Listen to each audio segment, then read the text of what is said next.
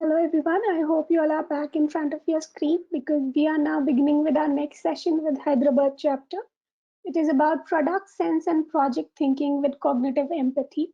And we have Abhinav Gupta, who is Vice President at a leading financial service company, sharing his insight about the same topic. That I would like to call upon Abhinav to take it over from here and discuss about this interesting topic. So over to you, Abhinav. Hey, thanks, Nupur. Am I audible quite clearly? Yes. Alrighty. Okay, let me just quickly share my screen. All right. Thank you. Thanks, Nupur. And hello, good morning, good afternoon, good evening, wherever you are, guys. I think I just wanted to, thank you for taking out time on a Saturday afternoon to kind of, talk or listen something that, I had to share based on my experiences and when to kind of give part to the community that we are in, right? So I think it's a great opportunity for all of us over here to kind of talk something which is very very important for us, in the times where we are. Okay, so just a small disclaimer about the whole session. These are my own views, and it doesn't express opinions of my employer. I work with a bank, so I just want to make sure that these are solely my own views. Okay. Just a quick introduction about myself. So I have 17 plus years of experience building product teams, building products across the globe, right from conceptualization and to the launch of the product. So I started my career with National Stock Exchange way back in 2004. Building National Stock Exchange trading application, and I think one of the best thing that I really am proud of is that India still trades on it. So I mean that was like a great product that has been built, which probably has been lasting almost for like 17 to 20 years, right? And it will still be there, right? Then I worked with companies like Credit Agricole in the UK, building their trading applications. Worked with Broadridge for a few years, wherein I built multiple products, led their M&A. Currently, I'm working with State Street as a VP product. I lead global product teams for their data platforms.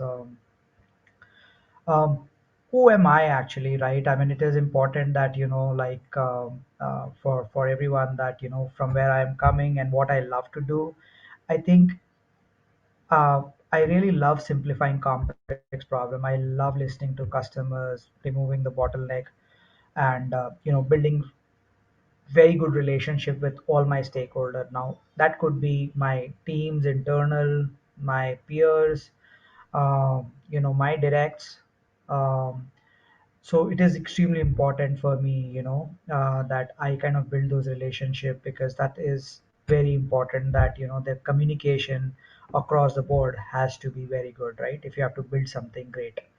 um, and you know what, it is very important for me to be the growth catalyst. I mean, I am no one if my team isn't good, right?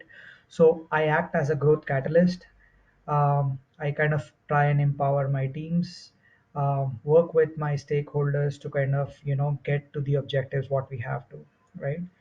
And at times, you know, I usually ask those difficult whys, that why do you have to do this, right? I mean, that is extremely, extremely important. And I'm sometimes a little painful that I'm asking those difficult why questions, but that I think it is important that we should do that. Um, and that's something that I really believe in. To me, community and ecosystem means a lot, because I think it is always great to give back to the community, and because we are always as good as our community. I mean, I kind of talk to a lot of startups, go to various forums, keep talking to people, because that's where the ideas come in, right? I mean, it's more creative work that I do, and I think it is important that listening to people, it may be juniors, seniors, anything, right? I think it is very very important that we kind of listen, to people, right? And I think we'll talk a little bit more about some of that stuff. Um, and I think one of the other most important thing that I said is like to me the culture within the team, right? At any leadership position that you are in, right? The lead You need to build a team with a culture, right? Which is something you know if you have to kind of produce something good, right? I mean, it is extremely important that the team culture is kind of pretty open, conducive, and like I think that's where the idea kind of flows in, right? So I think that's what I am. That's what I personally believe in. And with that, I mean, we'll quickly jump into the session topic and like talk you through about the product sense and what where we are in India, okay, and what's the mindset that what I wanted to cover, right? So let's talk about the most important thing, right? And then this is basically that this topic is for you to kind of seed in few things, like how are we thinking, and then why do we need product thinking, why do we need a little left to right shift from project thinking to the product thinking, right? And then this is how it works, right?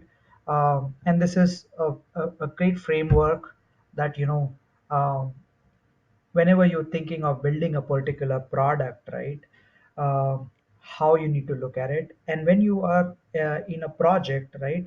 How you need to think about it, and these are the questions that you should ask yourself where you are and how you need to do certain things, right? So this is a great framework, right? It's a difference in the mindset of how we need to look at a few of this thing, right?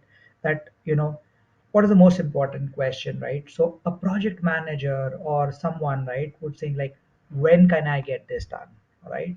There'll be dates, give me estimations, and all of that, right? um, all of that is basically the when thing is basically when you're kind of think about a project, right? But do we really need to do, right? Or when I'm asking a question, why is something a very product thing, right? Because everything that starts, it starts from a why, right?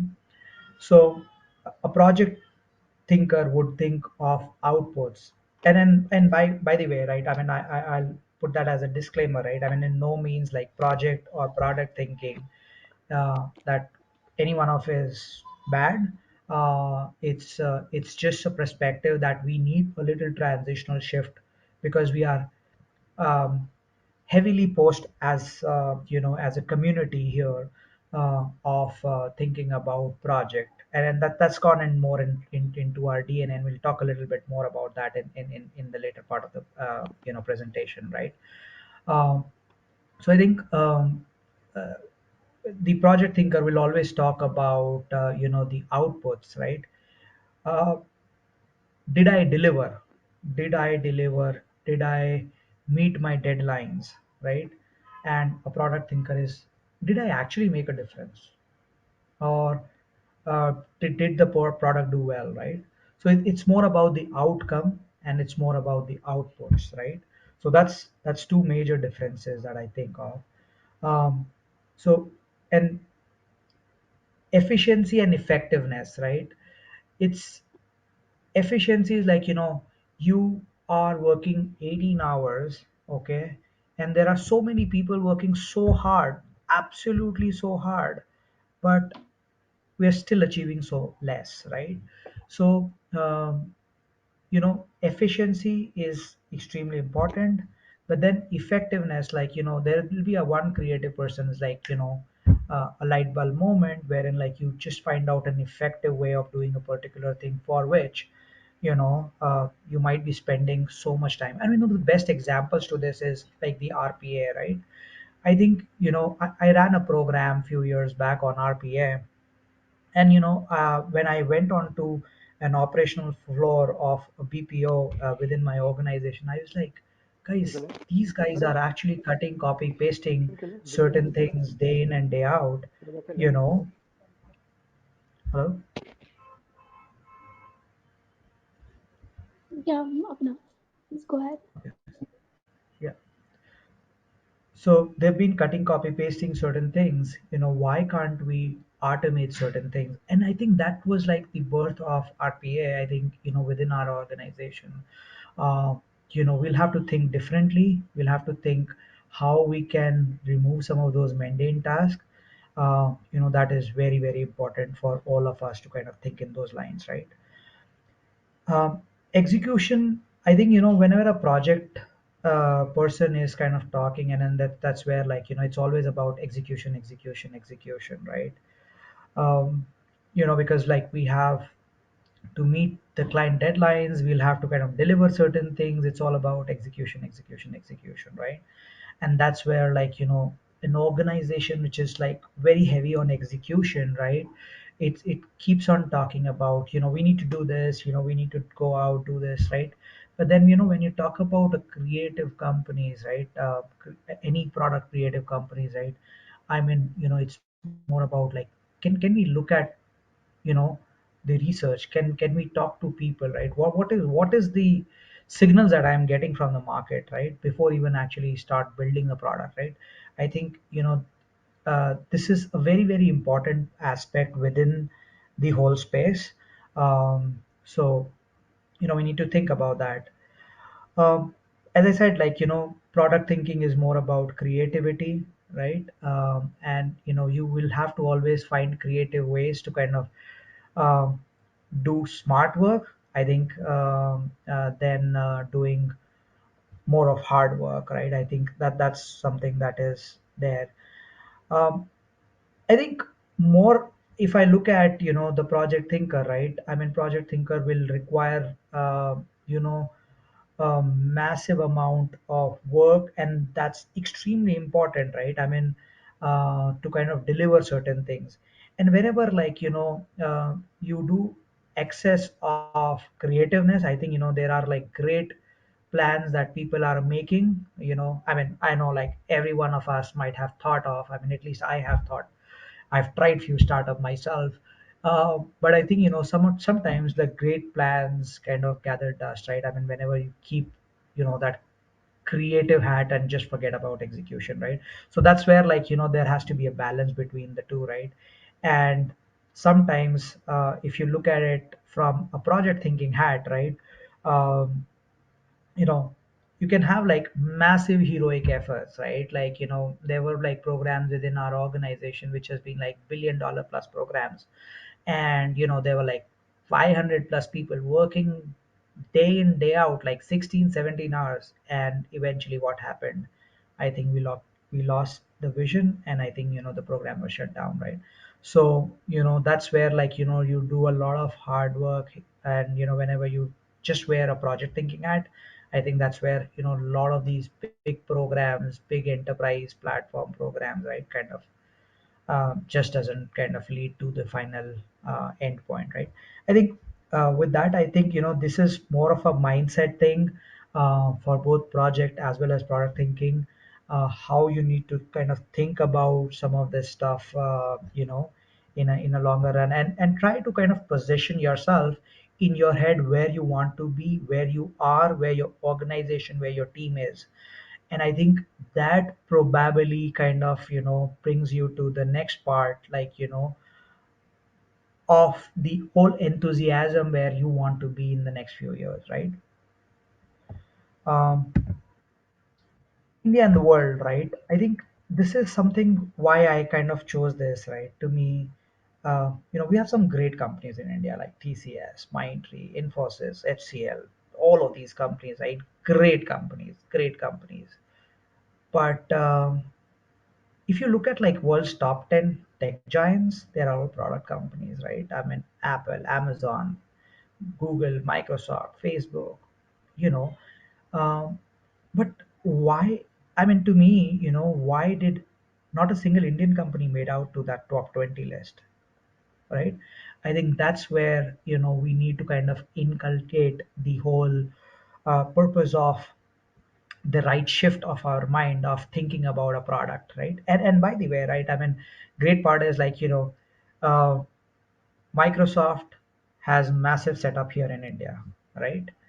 Uh, Folks that are working there are Indian folks, but they are into massively into project then into core of the product, right? I mean, that's where, I personally believe that that's where it is. I may be completely wrong, but that's my own experience working in India and while I was working in the US and the UK. That's my experience. Again, it kind of depends in person to person, but that if I take the chunk of people, I think it's more about execution in India. So yeah, I think that's where, like, I'm just putting out this, like, great companies in India, TCS, all of those companies, right? Infosys, Wipro. But we need to have few more companies on the right hand side, right? I mean, that's where we should be aiming towards, right? So, let's talk beyond execution, as I said, right? I mean, let's talk something about how we need to build and think about some of that particular product. Okay, so that's with that thought, I want to leave you on some of those items about how you have to position yourself in your head, where you are, where your teams are, where your organization is, right?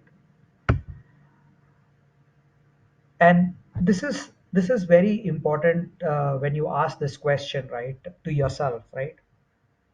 How a project thinking, when you wear a project thinking hat, right?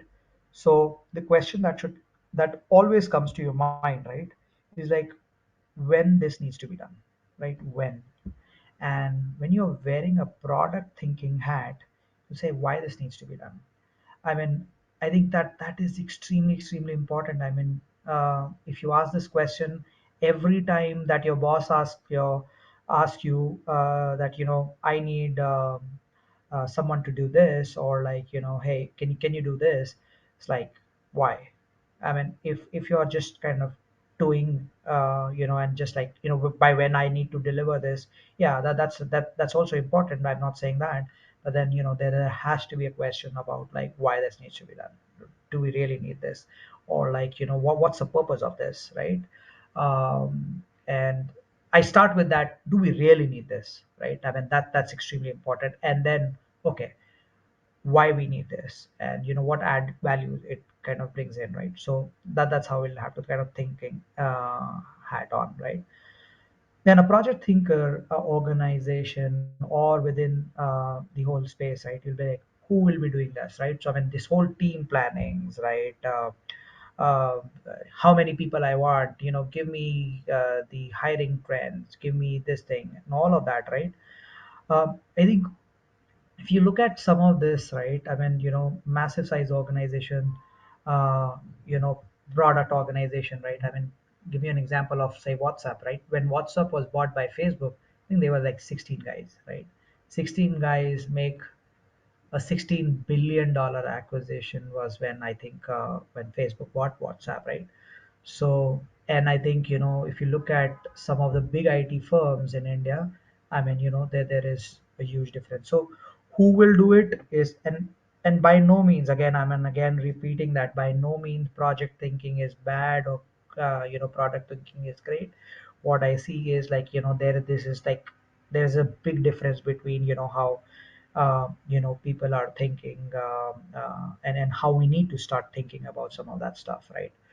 um, and the third question, right, that comes out as like a project manager or someone who is into project is like, how will we do it, right?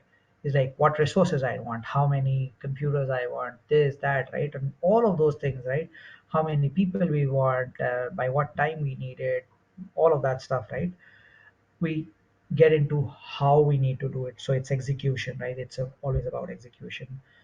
But a product thinker would think about, like, how do it add value to my customer or create a differentiator with my competitor, right? So it's that differentiation in the mindset, and these are like the six questions that every time that I start a project, I break it down on these all these six aspects. I start from left and then go to, oh, I start with right and then go to the left. And I think, a lot of people kind of start with left and kind of don't move pretty much to the right side of it, right? So I think that's the 6 questions is something that we should ask ourselves every single time, every new assignment people are giving us, right? So I think this is extremely important. um, so, we've been interviewing a lot of people. I mean, this is very new, and I kind of keep talking to my team, right? I've been hiring big time, right?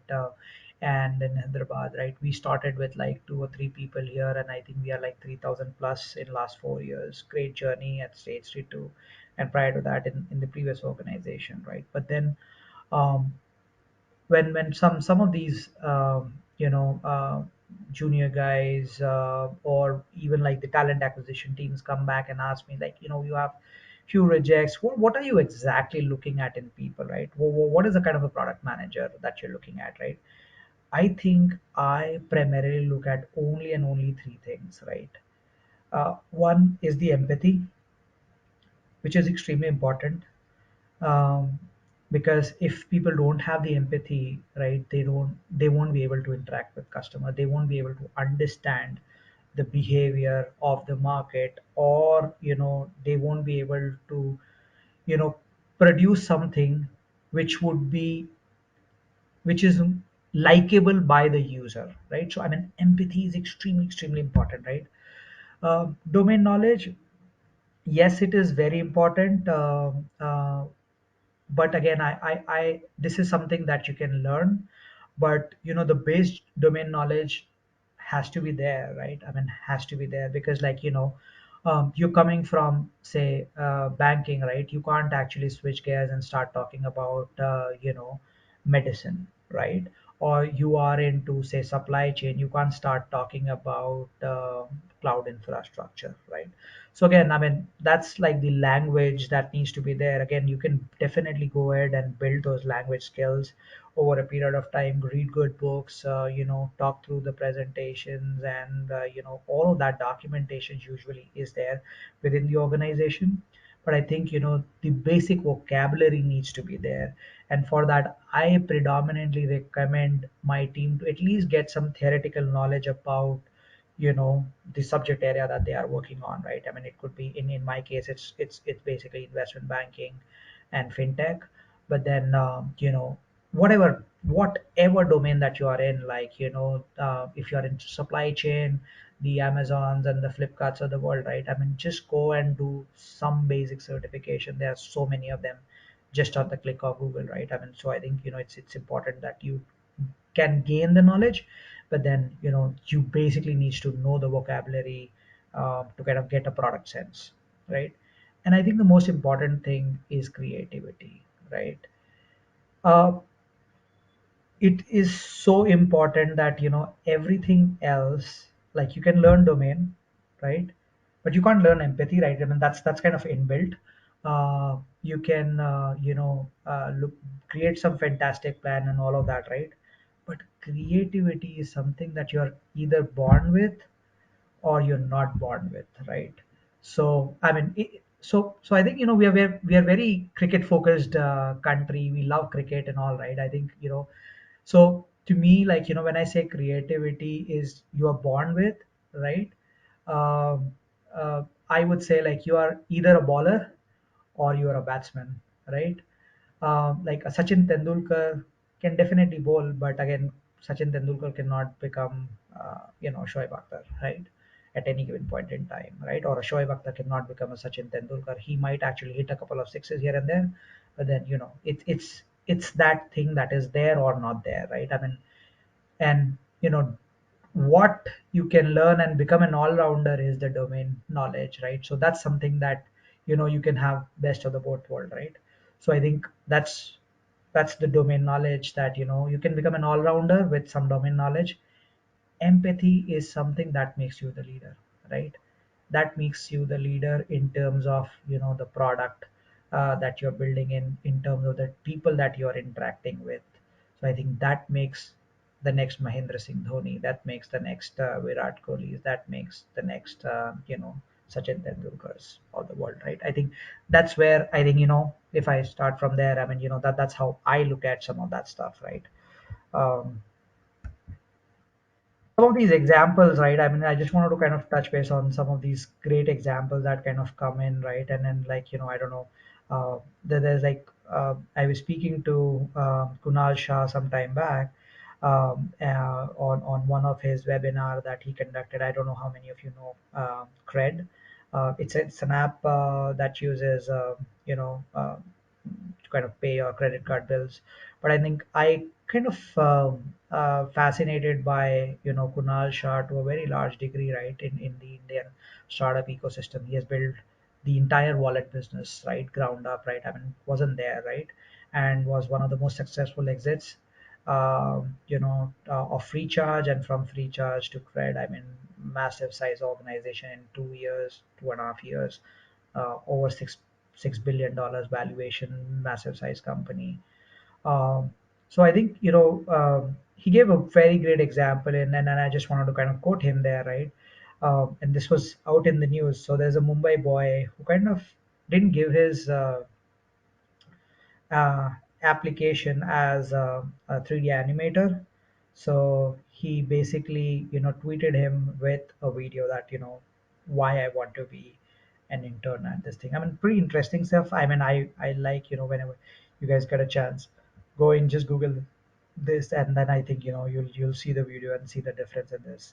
Same thing with Jeff Bezos, right? I think, people thought that, Amazon Prime was, one of the biggest mistake that he was doing, right?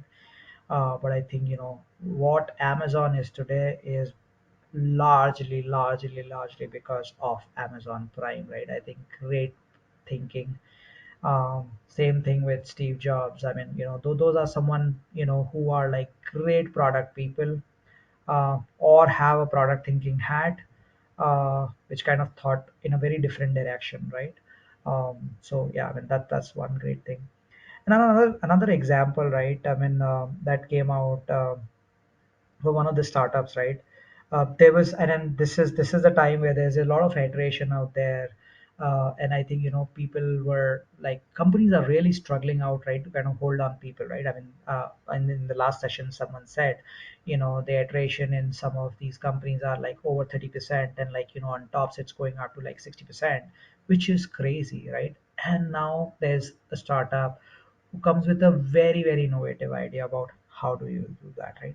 So the moment that they kind of they got the problem now, and how do they decompose that particular problem of, like, dropouts? I mean, as in India, there's a culture, right?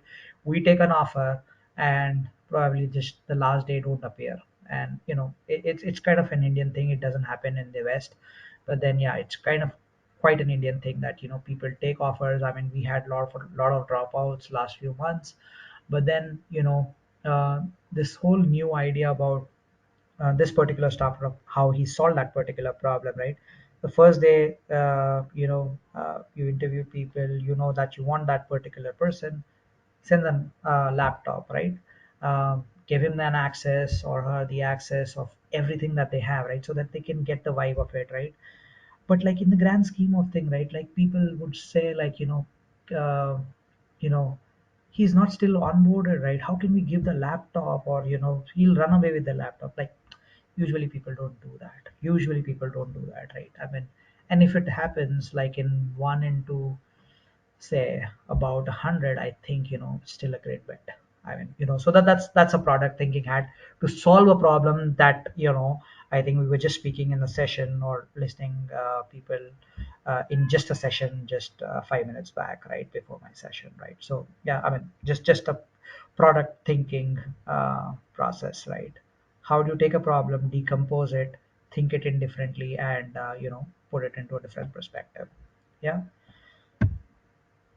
I think, as I said, empathy. I wanted to touch base on empathy, because it is very, very important, that, uh, we need to kind of think in that particular direction if you have to kind of build in great product, right? And there are, like, so many things that been talked about empathy, right?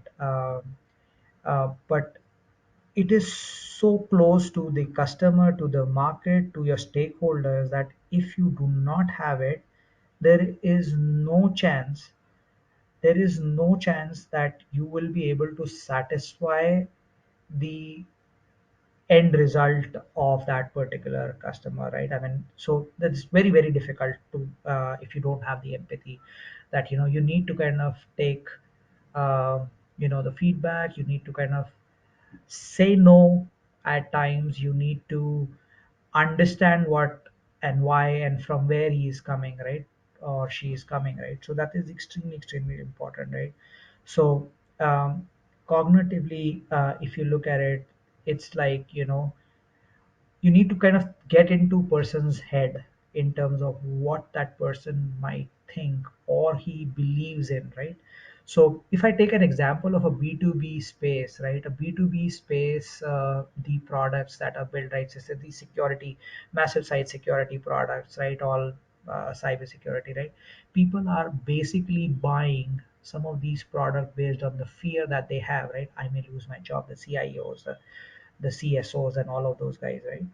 and and sometimes you are kind of talking about, like, I'll give you an example why these all these RPA programs run, and why these UiPaths and like the Blue Prisms of the world are there where they are, right?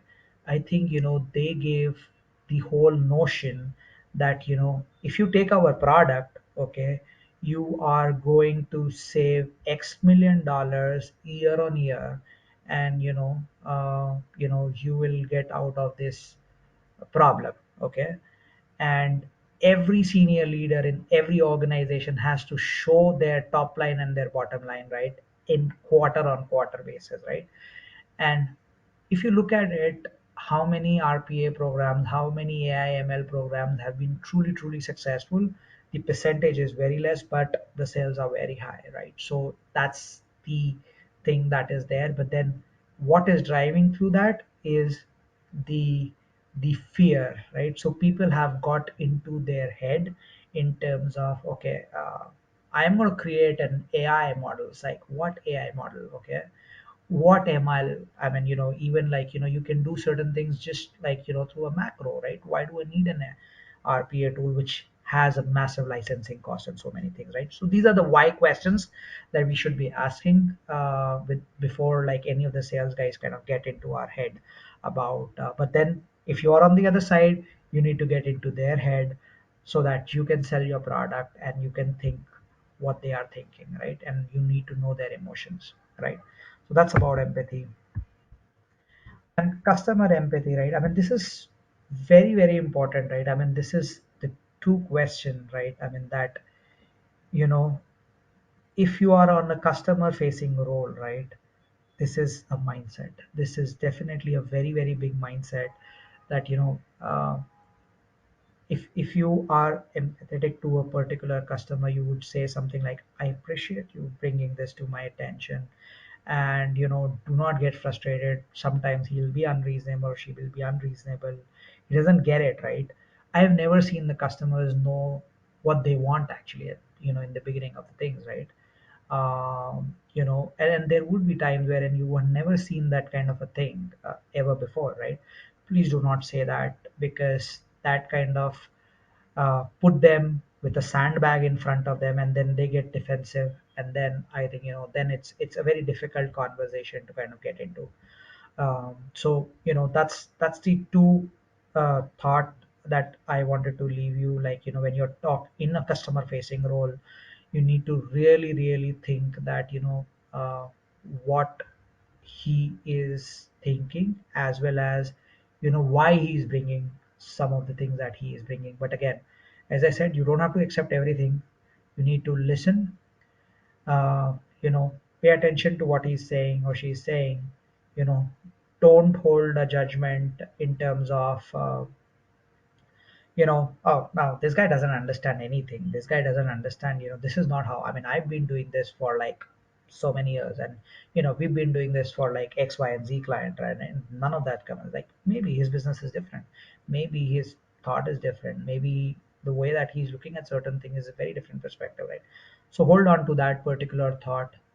Um when you reflect, right, go back, think about it, clarify certain things, right? Clarify certain things with him. Like, is that what you mean, right? I mean, I'll give you an example, right? Whenever I build a, a brand new product, right? Most of the time, people don't know what needs to be built, right? So I usually give an option A, option B, and option C, right? And like put it right in front of them, right? And they're like, no, you know what? A, definitely no. And if you can take like some portion of B and put it into C's, probably this is something that what we want, right? So that's like the whole conversation. That's how the conversation would start in any of the customer centric roles that you might kind of get in, right? The fifth point that I wanted to kind of say, and this is where a lot of people kind of miss out, right? um, is summarize certain things, because you're in a meeting with a customer and you spoke a lot of things with the customer, and probably after a while, right, you didn't summarize it, you did not send the minutes, or and it kind of gets lost somewhere, right? So it is extremely important for you to summarize the conversation, put it onto a paper. It kind of gives you also a thought of, food for thought, and then, kind of you can think through some of those things. And then when you share it, right, and it's a documental evidence also in terms of, okay, guys, this is what we thought, this is what we are building, this is how we are prioritizing certain things. So I think that's extremely important. So we have to be very good listener in some of that stuff, and to kind of build a customer centric product, right? Take few examples in terms of, like, where some of these big companies that we spoke just a while back, they have been like a massive failures, right? Google is a great company, but they have failed very bad in a lot of things, right? I mean, so you know, that's where they stopped listening to customers. That's where, like, they didn't get it, right? So that's there, and and when I say something like, today, mobile phone, right? Apple is one of the market leaders. Apple, Samsung, right? Those are like the market leaders, right? But you know, whenever, like, you stop thinking about a customer, that's where a brand new guy comes in, and today with technology, that's where someone disrupts that particular thing, right? Tesla came in, disrupted the entire internal combustion engine market, right? uh, Across the globe, right? Two wheelers, four wheelers, cars, everything, right? I mean, now I think, next few years, right? No one thought, like, IC would be out, and, like, electric would be the in thing, right? But I think, it's going to change, right? I mean, we know that, right? Over the next 10 to 15 years, right? I mean, electric is the future. Um, Same thing is with the phone, right? From the first iPhone to the next and to the latest iPhone 13. I mean, if I just keep like iPhone 13 and iPhone 12, I really don't find the difference. I really don't find the difference. I mean, where is the where is the experience difference, right? Why should I pay 1,20,000, 30,000, or whatever that amount is, right? 70,000, whatever that amount is, right? To kind of buy, wherein I am not kind of getting that differentiation, right, between the previous and the universe. And that's where, like, the whole disruption, or, like, people like Elon Musk kind of come in. There's a new phone that is coming in, and pretty interesting to kind of see some of that stuff. But failures as well, as that's the where the birth is, when you stop listening to your customer, when you stop listening to the voice, or that's where the failure happens, right? um, as I said earlier, right, I mean, there's no bad about project thinking, or both are equally important. We need to execute, right? Otherwise, like, it'll all fall in dust. Great plans fall into dust. So as I said, Apple, Google, all those have failures. TCS, Infosys,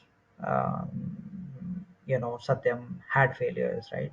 But I think, what we don't have today is, you know the Apples and the Googles and the Facebooks and the Teslas from India, right?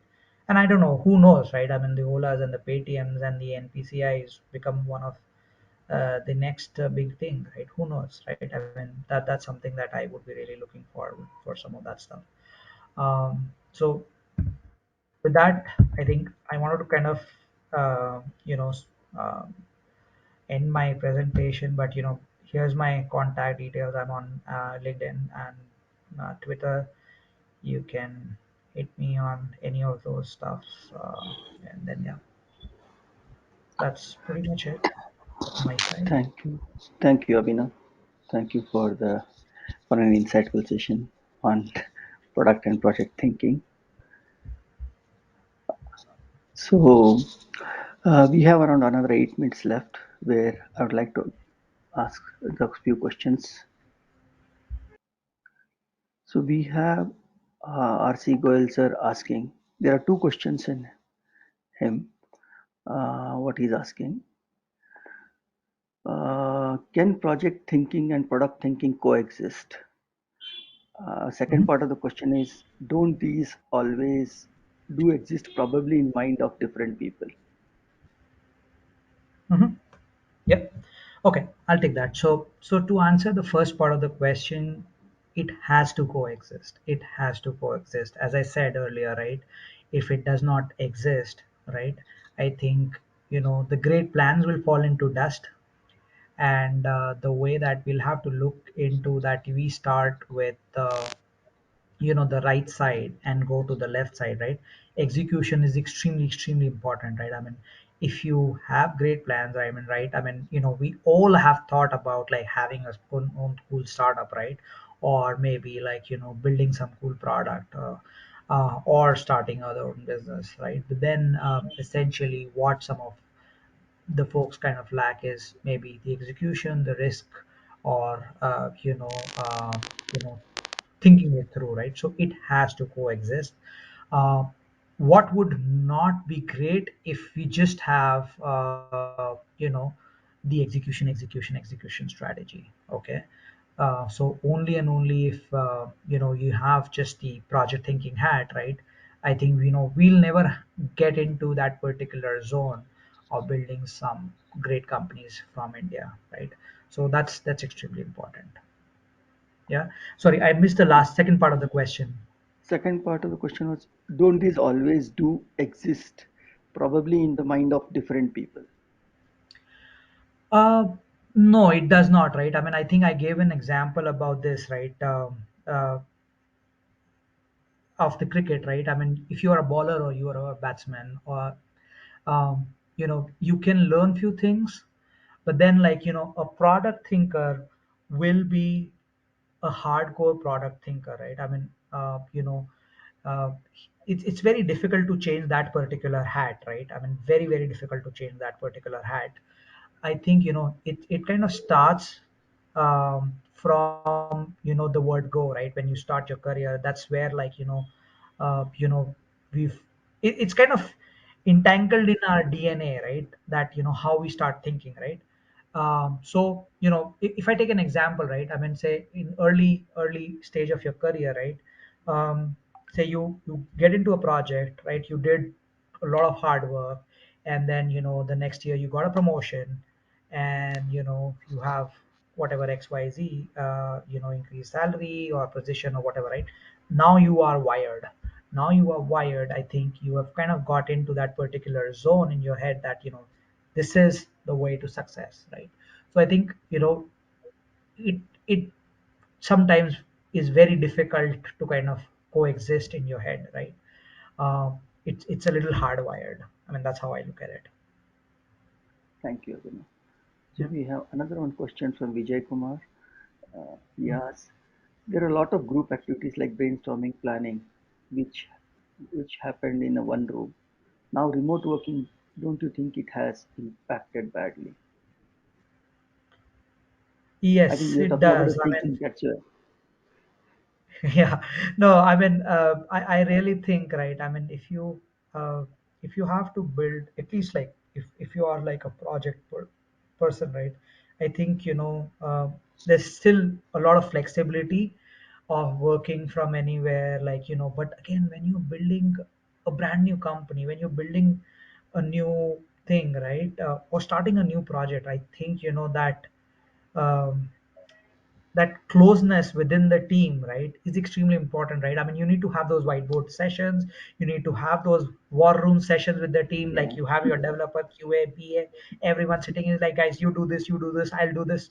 I think that's the fun about the entire thing, right? I think that's where why we So, have been into that particular business. I think I personally feel at times, maybe it's been like almost like 2 years that we have all been working yeah. from home, but now I think I'm just dying back to kind of go to office. I think I really need my team get those war room sessions, and kind of get that creative instinct kicked in again from my this thing, right? True. So yeah, Yeah. I completely agree. Yeah. RC Gonzalez has done another one. I think he's done a statement. These empathy definitions make me believe that HR person must have capability to have both kind of empathy while interactive with the people considering them to be internal customers. What's your thought? Oh, that's a very difficult one. Again, I mean, I don't want to kind of give a political answer, and I don't know how many of the HR guys are there. But then again, I think, you know, um, to be honest, HR guys have a great skill, and that's what their skill is, right? Like your skill is coding, or your skill is analysis, or your skill is creativity, right? I think their skill is to kind of get into your head. So yeah, I mean, they do get into your head. They read your pulse, right? And that's the human instinct, right? And I think it is important for them, right? In both ways, right? I mean, it's bad as well as good, uh, because it is, you are all working with people, you're not working with machine. And I think one of the very important thing I personally believe is, like, we are all humans, we are okay to kind of commit mistakes and all, right? So HR's job is basically to make sure that people are happy, okay, what they are doing. uh, they have empathy in terms of getting into people's head, they know what they're feeling, but they need to make sure that they strike the balance wherein kind of keeping the organization higher than an individual. When I say organization higher, because it's, you don't have machinery in IT, right? So that's the people that you Yeah. have, right? And I Yeah. think it's important for all the machines to kind of work in sync, right? So yeah, I mean, that they definitely have that, right? Thank Yeah, you. Thanks, Abhinav. I think this yeah, must have answered all the participants' question. So with this, we come to the end of that time also. I sure. thank you very much for such an insightful session and hope Yeah. to see more in future.